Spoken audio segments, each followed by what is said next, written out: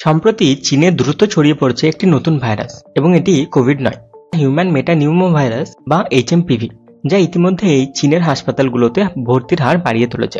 এই ভাইরাসের প্রভাব বিশ্বজুড়ে উদ্বেগ সৃষ্টি করেছে। ভারত সহ বেশ কয়েকটি দেশ ভাইরাসটি এবং এর সংক্রমণ পরিস্থিতি নিবিড়ভাবে পর্যবেক্ষণ করছে। এইচএমপিভি কি, এটি কতটা বিপজ্জনক, আমাদের কি আর একটা প্যান্ডেমিক বা লকডাউনের আশঙ্কা করা উচিত? চলুন আজকের ভিডিওতে এই ভাইরাস সম্পর্কে বিস্তারিত জেনে নিই। এইচএমপিভি বা হিউম্যান মেটানিউমো ভাইরাস নতুনভাবে আবিষ্কৃত ভাইরাস নয়।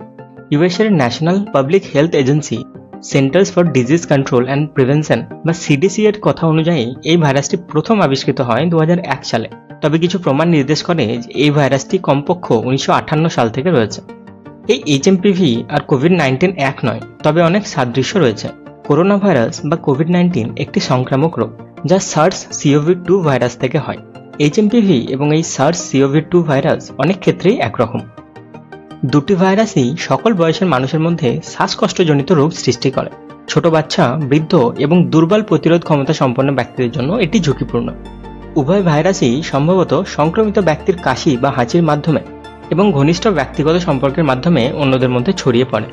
এছাড়াও ভাইরাসযুক্ত বস্তু বা সারফেস স্পর্শ করার পর নাকে চোখে মুখে স্পর্শ করলেও সংক্রমণ ঘটতে পারে। উভয় ভাইরাসেরই লক্ষণ একরকম। এইচএমপিভির সাথে সাধারণত যে লক্ষ্যগুলো দেখা যায় সেগুলো হচ্ছে কাশি, জ্বর, গলা ব্যথা, নাক বন্ধ হওয়া এবং শ্বাসকষ্ট। কোভিড-19 ভাইরাসে আক্রান্ত ব্যক্তিদের মধ্যেও এই লক্ষণগুলি দেখা যায়। যদিও এইচএমপিভি সারা বছর ধরে ধরা পড়তে পারে, তবে সাধারণত শীতের শেষে থেকে বসন্তের শুরুতে সংক্রমণের হার বেশি হয়। যে কারোর এইচএমপিভি হতে পারে, তবে গুরুতর অসুস্থতার চান্স বেশি হচ্ছে 5 বছরের কম বয়সী বাচ্চা, 65 বছরের বেশি বয়স্ক বৃদ্ধ এবং দুর্বল রোগ প্রতিরোধ ক্ষমতা সম্পন্ন ব্যক্তিদের। কিছু ক্ষেত্রে এইচএমপিভি কমপ্লিকেশন সৃষ্টি করতে পারে। এই জটিলতাগুলো গুরুতর হতে পারে এবং এর জন্য আপনাকে হাসপাতালে ভর্তি হতে পারে। এই ভাইরাস থেকে কিছু সিরিয়াস রোগ হতে পারে, যেমন ব্রঙ্কাইটিস, ব্রঙ্কিওলাইটিস, নিউমোনিয়া, অ্যাজমা। বর্তমানে এই ভাইরাসের কোনো টিকা নেই এবং এর জন্য অ্যান্টিবায়োটিক চিকিৎসা রেকমেন্ডেড নয়।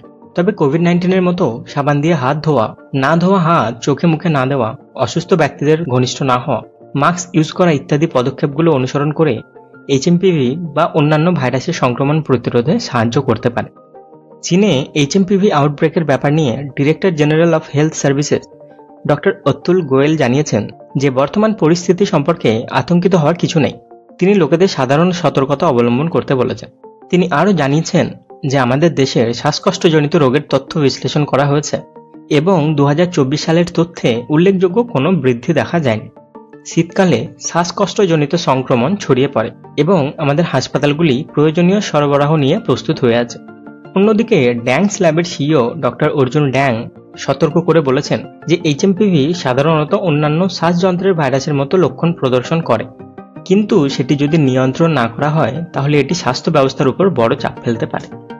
চীন ইতিমধ্যেই আক্রান্তদের জন্য কোয়ারেন্টাইন ব্যবস্থা চালু করেছে। ভারতেও বিমানবন্দরগুলিতে স্ক্রিনিং শুরু হয়েছে। বিশেষজ্ঞরা বলেছেন এখনই পরীক্ষা নিরীক্ষা ও প্রতিরোধমূলক ব্যবস্থা নেওয়া গুরুত্বপূর্ণ। তাহলে এখন প্রশ্ন হচ্ছে, এই ভাইরাসের জন্য আমাদের কি আবার প্যান্ডেমিক বা লকডাউনের আশঙ্কা করা উচিত? উত্তর হচ্ছে না। কোভিড-19 পর থেকেই মানুষ নতুন কোনো ভাইরাস শুনলেই ভয় পাচ্ছে, যেটা স্বাভাবিক। কিন্তু এইচএমপিভি নিয়ে এখনো এত বাড়াবাড়ি কিছুই হয়নি, আর আশা করছি এত বাড়াবাড়ি হবে না, যেটার জন্য আবার আগের মতো লকডাউন হবে। ভাইরাস ছড়িয়ে পড়লেও আতঙ্কিত না হয়ে সচেতন থাকাই আমাদের অস্ত্র। আর হ্যাঁ, গুজব ছড়াবেন না, গুজবে কান দেবেন না। ভিডিওটি যদি উপকারী মনে হয় তাহলে অন্যদের সাথে শেয়ার করবেন এবং চ্যানেলটি সাবস্ক্রাইব করতে ভুলবেন না। সতর্ক থাকুন, সুস্থ থাকুন।